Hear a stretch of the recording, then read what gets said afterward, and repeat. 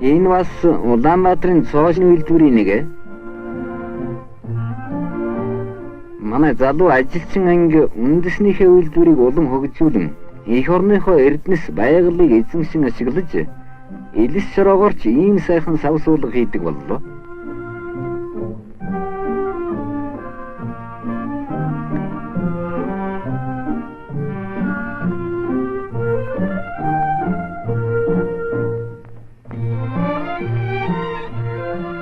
Өдөрт 30 мянган литр сүү боловсруулах хүчтэй сүүний үйлдвэртэй ч боллоо.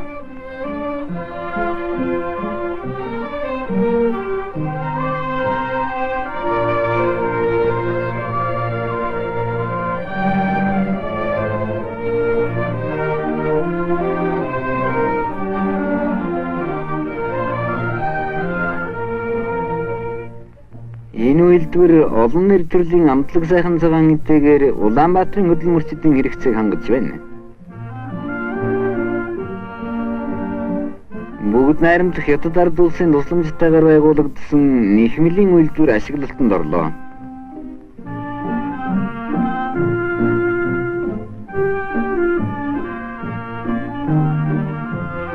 Эндээс Монгол хоньны цэвэр ноосоор хийсэн төрөл бүрийн нарийн бараа элбэг гарна.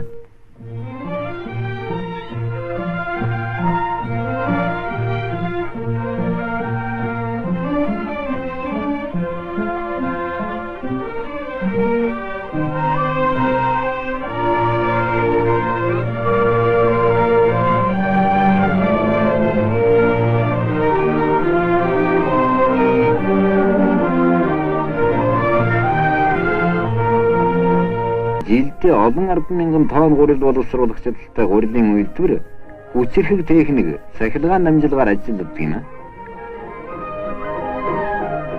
Жилдээ 1 сая гарын хос гутал хийж гаргах чадaltaй гутлын үйлдвэр Чехословак улсын тусламжтайгаар Улаанбаатарт нээгдсэн юм.